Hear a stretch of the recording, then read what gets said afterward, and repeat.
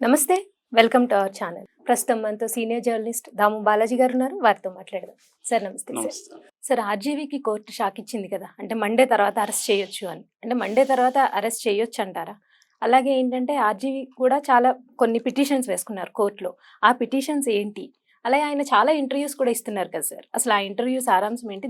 ఈ విషయాన్ని మీరు ఎలా చూస్తారు అనేది అంటే ఏం చెప్తారు సార్? ఆర్జీవీది ఒక ఆయన భాషలో చెప్పాలంటే వెబ్ సిరీస్ లాగా హ్మ్. సాగుతుంది. ఎందుకంటే మీడియాకి వేరే ఏ విషయాలు లేనప్పుడు ఏది దొరికితే దాన్నే బ్లోఅప్ చేసుకుంటూ వెళ్తుంది. అలాగా మనకి అఘోరి తర్వాత హ్మ్. ఆర్జీవీదే రంగంలోకి వచ్చింది. కాబట్టి అఘోరి ఎప్పుడైతే సైలెంట్ అయిందో ఆర్జీవీది తీసుకున్నారు. ఎందుకంటే మామూలుగానే ఆర్జీవీ అంటేనే కొంత మసాలా ఉంటది. ఆయనకు కూడా అది ఇష్టము. హ్మ్. కాకపోతే ఈసారి ఆయనకి కొంత డిఫరెంట్. ఎందుకంటే ఇప్పటివరకు ఆయన అరెస్టు దాకా పోలీసులొచ్చి నోటీసులు తీసుకొని అరెస్ట్ చేస్తారనే దాకా ఆయన లైఫ్‌లో ఎప్పుడు రాలేదు. హ్మ్. కేసులు ఆయన ఎప్పటినుంచో ఉన్నాయి. అన్నీ ఉన్నాయి గానీ, ఇదొక కొత్త రకమైన క్రైసిస్ ఆయనకి. సో, దాన్ని ఆయన ఎలా డీల్ చేశాడు? కోర్టు ఎలా ఉంది? దీని వెనక రాజకీయాలేంటి? ఈ విషయాలు మనం మాట్లాడుకుందాం. Okay sir. So, first court ఏం చెప్పిందంటే కోర్టు మండే వరకి ఆయన అరెస్ట్ చేయొద్దనేది. ఎందుకంటే మండే విచారణకి మండే పెట్టింది. హుహు. యాక్చువల్‌గా సెకండ్‌న ఉన్నింది. దాన్ని మండేకి పోస్ట్‌పోన్ చేసింది. సో, మండే వరకు ఆర్‌జీవీకి రిలీఫు. హ్మ్. అయితే ఇప్పుడు చర్చ ఏందంటే మండే తర్వాత కోర్టు ఒకవేళ బెయిల్ ఇప్పితే ఆర్‌జీవీని అరెస్ట్ చేస్తారా? హ్మ్. అనేది చర్చ. లేదు మండే వరకు అరెస్ట్ చేయొద్దనింది కాబట్టి మండే అరెస్ట్ చేసేస్తారా హ్మ్. మళ్ళీ? అంటే కోర్ట్ ఏం చెప్పిందనేది పట్టించుకోకుండా అనేది ఒక చర్చ. సో, కోర్టు బీవీఎల్ఎన్ చక్రవర్తి జడ్జి గారు ఆయన దగ్గరికి ఈ కేసు వెళ్ళింది హ్మ్. యాక్చువల్‌గా. ఆర్‌జీవీ మొత్తం 3 రకాల పిటిషన్‌లేసాడు. ఓహ్! ఫస్ట్ ఏమో క్వాష్ పిటిషన్. అసలు ఈ కేసుని కొట్టేయమని ఏసాడు. కోర్ట్ అందుకు ఒప్పుకోలేదు. హ్మ్. అట్లా కొట్టేయమని ఔట్‌రైట్‌గా బ్లాంకెట్ ఆర్డర్ ఇష్యూ చేయలేము. హ్మ్. మీకు అరెస్ట్ చేస్తారనే ఒక అనుమానం ఉంటే why don't you go for anticipatory bail అని కోర్టే హ్మ్. సజెస్ట్ చేసింది. దాంతో ఈయన యాంటిసిపేటరీ బెయిల్‌కి అప్లై చేశాడు. అయితే యాంటిసిపేటరీ బెయిల్ ఇంకా రాలేదు. రెండోదేందంటే ఈయన యాంటిసిపేటరీ బెయిల్ ఏసిన నాటికి కేసు ఒకటే ఉంది. హ్మ్. మద్దిపాడు మండల తెలుగుదేశం కార్యదర్శి రామలింగయ్య అని ఈయన మీద నా మనోభావాలు హర్ట్ అయ్యాయని కేసు పెట్టాడు. ఇప్పుడేమైందంటే దాదాపు 9 కేసులు ఈయన మీద ఫైల్ అయినాయి. హ్మ్. సో, దాంట్లో బెయిల్ వచ్చినా ఇంకో దాంట్లో అరెస్ట్ చేయొచ్చు. హ్మ్.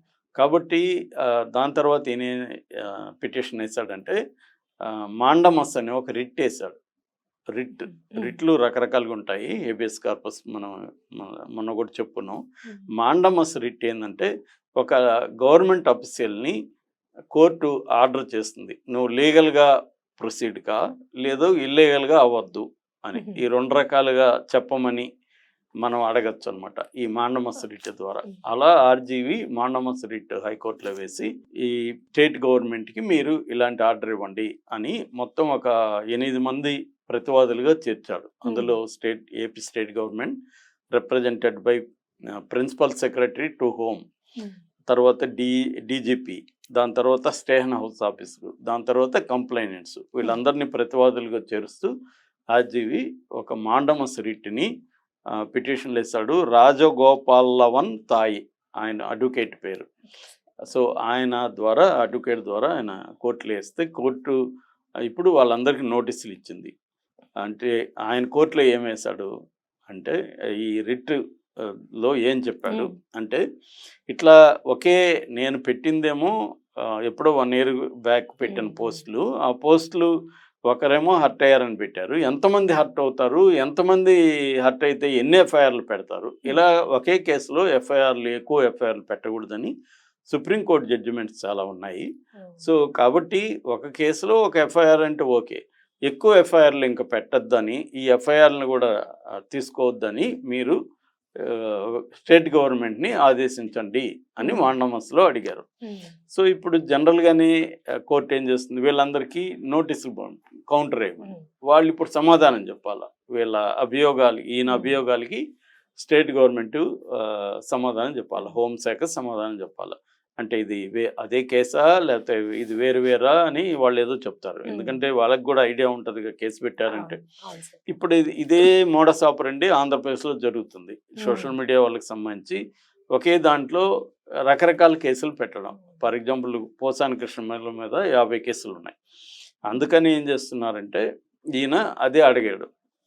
సో ఇది బేసిక్గా. ఇక కోర్టుకు సంబంధించి సో దాన్ని ఇప్పుడు కోర్టు ఏం తెలుస్తుంది, ఈ జస్టిస్ చక్రవర్తి ఏంది తీర్పిస్తాడనేది చూడాలి. ఒకవేళ ఇచ్చినా కూడా స్టేట్ గవర్నమెంట్ యాంటీగా కోర్టు ఇస్తే స్టేట్ గవర్నమెంట్ సుప్రీంకోర్టుకి వెళ్ళే అవకాశం ఉంది. లేదు ఈయనకి యాంటీగా తీర్పిస్తే ఈయన సుప్రీంకోర్టుకి కూడా వెళ్ళే అవకాశం ఉంటుంది. సో అయితే ఈ లోపల ఈయన అరెస్ట్ చేయాలనుకుంటే చేయొచ్చు, వేరే కేసు పెట్టచ్చు కావాలంటే. ఈయన స్టేట్ గవర్నమెంట్ అదేదంటే రాజు తలుచుకుంటే దెబ్బలకు కొద పాత సామెత.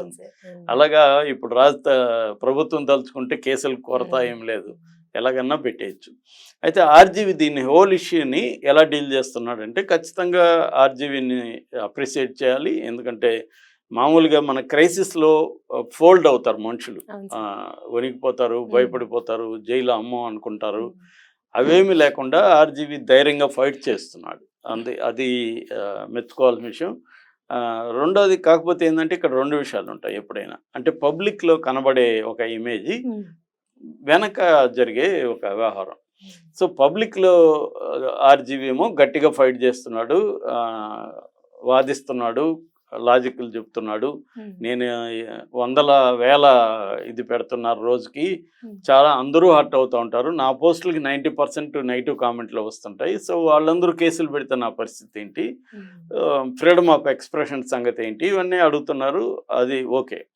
రెండవది వెనక ఇదొకటే చాలామంది అనుకుంటారు.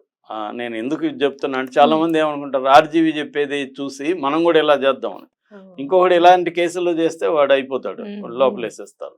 ఆర్జీవి ఏం చేస్తున్నాడంటే బయట ఇవన్నీ చేస్తూ లోపల అంటే ఇన్సైడ్ లాబింగ్ కూడా చేస్తున్నాడు. తనకి పెద్ద సర్కిల్ ఉంది. సాక్షాత్ ఇక్కడ సీఎం ఆయన ఫ్రెండ్, అక్కడ చాలామంది లగడపాటి రాజగోపాల్ క్లాస్మేటు, ఇలాగా చాలామంది ఆయనకి సర్కిల్ ఉన్నారు. కాబట్టి వీళ్ళ ద్వారా ఆయన గవర్నమెంట్ అంటే ఏంటి, ఈయన మీద ఎవరు కేసులు పెట్టారు ఆయన చెప్పట్లేదు అది కూడా. కానీ లోకేష్, పవన్ కళ్యాణ్, చంద్రబాబు ముగ్గురు, ఇందులో లోకేష్, పవన్ కళ్యాణ్ గట్టిగా ఈయన పట్ల అట్టయ్యారు. కాబట్టి వాళ్ళ అనుమతి లేకుండా ఈయన ఏదో అంటున్నాడు కానీ ఊరికే మధ్య మెడ్ వాళ్ళు పెట్టారు. మెడ్ వాళ్ళకి ఎందుకు పెడతారు, పెట్టినా వాళ్ళకి తెలియకుండా ఏముండదు.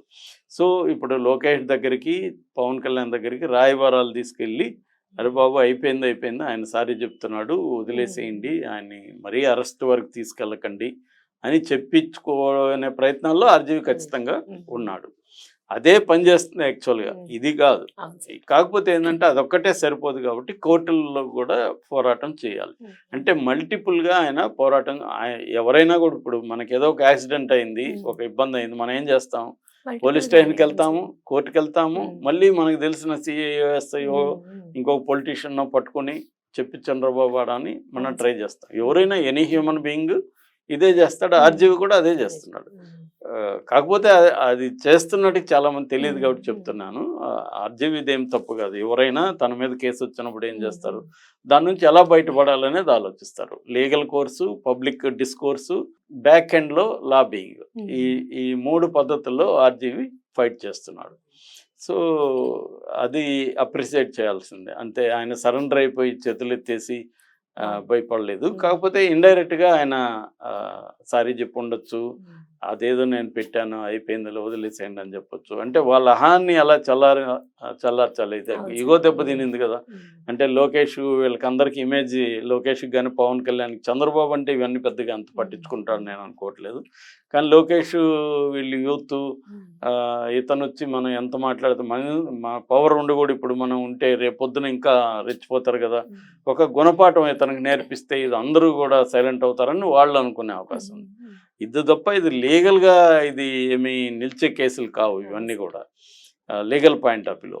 ఎందుకంటే ఇది మామూలుగా అయితే పరువు నష్టం దావా వేయచ్చు, అంతకంటే ఏం లేదు. రోజు అందరినీ ఈయనే చెప్తున్నాడు. మెయిన్ స్ట్రీమ్ మీడియా ఎలా ఉందో మనకు తెలుసు. ఇవాళ మీడియా ఎవరైనా తమ ప్రత్యర్థుల్ని అతి దారుణంగానే మాట్లాడుతున్నారు. మన ఛానల్లో కూడా కామెంట్లు చూస్తే అంత దారుణంగా ఉంటాయి. వాళ్ళ మీద అంతా మనం మరి కేసులు పెట్టాలి. కాబట్టి ఏంటంటే ఇది కేసులు అనేవి ప్లాన్డ్గా కొంతమంది మీదే పెడుతుంది ప్రభుత్వం కూడా. ఎందుకంటే వాళ్ళని పెట్టడం ద్వారా ఇప్పుడు ఆర్జీవీకి చెప్పగలిగితే మిగతా వాళ్ళకి బుద్ధి వస్తుందని భయపెడితే ఆర్జీవీని. సో నేను అనుకోవడం ఇది ఇంకా ఇంతకంటే ముందుకు పోదు, ఆయన అరెస్ట్ కాకపోవచ్చు, ఆ, ఇక్కడతో ఈ వ్యవహారం ఆగిపోవచ్చు. కోర్టుల్లో నడుస్తుంటుంది లీగల్గా, కానీ యాక్చువల్గా అయితే ఆయన అరెస్ట్ చేసి జైల్లో పెట్టే పరిస్థితి ఉంటుందని నేను అనుకోవట్లేదు. దానికి కూడా ఆయన రెడీ అని చెప్తున్నాడు. అంటే ఎప్పుడైనా కూడా ఒక సూత్రం ఉంది, prepare for the worst, plan for the best అని. ఈ ఎనీ గివన్ సిచ్యువేషన్లో వరస్ట్ ఏంటి, దానికి నువ్వు మెంటల్గా ప్రిపేర్ అయిపోతే ఇంక నీకు భయం ఉండదు. ఎందుకంటే వరస్ట్గా ప్రిపేర్ అయిపోయినావు కదా. వరస్ట్ అంటే ఏంటి, మన ప్రాణం పోవచ్చు, దానికి మనం రెడీ అనుకో, ఇంక దేనికి మనం భయపడాల్సిన అవసరం లేదు. అట్లా ఆర్జీవి కూడా అవన్నీ ఆలోచించకుండా చేసే వ్యక్తి ఏం కాదు. ఆయన ప్రిపేర్ అయ్యే మెంటల్గానే ఎప్పుడో అయింటాడు.